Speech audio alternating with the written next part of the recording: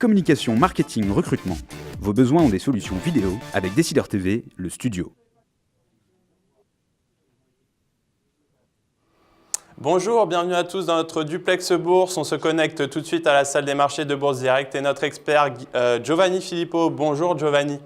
Bonjour à tous. Alors après un plus haut annuel à 4504 points hier, le CAC marque un léger recul ce matin.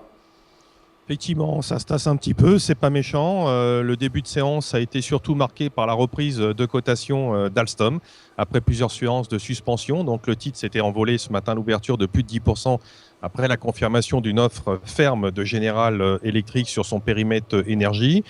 Cette performance du titre occulte, je dirais, le repli de 0,30% du CAC 40 plombé notamment, je dirais, par BNP, Total et hors CAC par Air France, qui ont publié leurs résultats.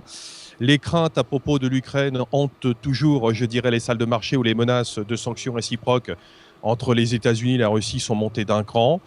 Voilà, donc pour l'instant, en termes d'indicateurs macroéconomiques sur la matinée, on a eu du chaud et du moins bon. Côté bonne nouvelle, la consommation des ménages français en mars, selon l'INSEE, s'est appréciée de 0,4%, un peu plus que ce qu'anticipaient les économistes, à plus 0,3%. Et on a eu également, côté bonne nouvelle, au premier trimestre, le PIB de l'Espagne a connu sa plus forte progression depuis 6 ans, plus 0,4%, après plus 0,20% au quatrième trimestre. On a eu également en zone euro la publication de l'inflation, et là c'est très important par rapport à ce qui va se passer prochainement compte tenu de la prochaine réunion de la BCE le 8 mai, parce que ce fameux quantitative easing ou pas de la BCE verrait éventuellement le jour si l'inflation restait assez basse. Et là on a l'inflation qui est remontée à 0,7 en zone euro contre 0,5, mais on l'explique surtout par une flambée des prix de l'énergie, probablement à cause, je dirais, des tensions avec l'Ukraine qui ont fait monter les prix du gaz notamment.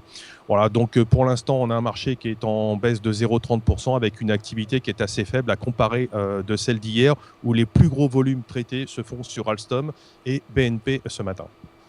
Très bien, Giovanni, un mot sur Wall Street maintenant qui a clôturé en hausse hier soir.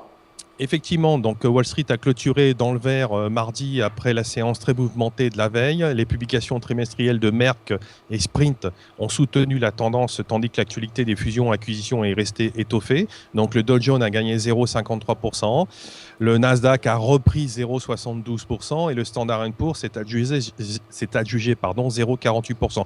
Aujourd'hui, le programme sera très dense avec notamment le rapport ADP sur l'emploi privé à 14h15, la première estimation du PIB américain du premier trimestre à 14h30 et ce soir donc un rendez-vous avec la Fed qui est aussi très important et le communiqué monétaire de la Fed à 20h.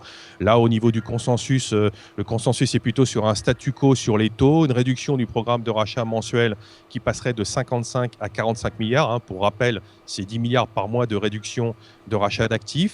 Les marchés américains, pour l'instant, sont attendus en préouverture en léger baisse. Il faudra surtout surveiller le Nasdaq, qui devrait être impacté par les mauvais résultats de Twitter et eBay, qui ont publié de mauvais résultats hier après séance. Du côté de l'Asie maintenant, les marchés asiatiques sont-ils eux aussi dans le vert ? Écoutez, ils ont terminé légèrement dans le vert. Il n'y a pas eu une grosse activité, pas mal de volatilité, mais à Tokyo, Tokyo a gagné 0,11, Shanghai 0,19 et Hong Kong 0,52. Il n'y a pas vraiment d'éléments majeurs. Pour l'instant, les marchés asiatiques sont un peu dans l'ensemble aussi dans une phase d'attente après des mouvements de correction. Pour l'analyse technique maintenant, quels sont les supports et résistances à surveiller aujourd'hui ? Alors, c'est constitué un niveau de résistance pour le mois d'avril qui se situe juste un petit poil en dessous des 4005 à 4497 pour être précis. Au-deçà de ce palier, on pourrait avoir une nouvelle impulsion haussière en direction d'une cible qui se situe à 4550-4560. Voilà, pour invalider ce scénario, il faudrait déjà casser un premier point d'inflexion qui se situe à 4450 et on va dire que le principal seuil d'alerte se situe à 4390. Donc vous voyez, pour l'instant, on est assez loin des seuils d'alerte.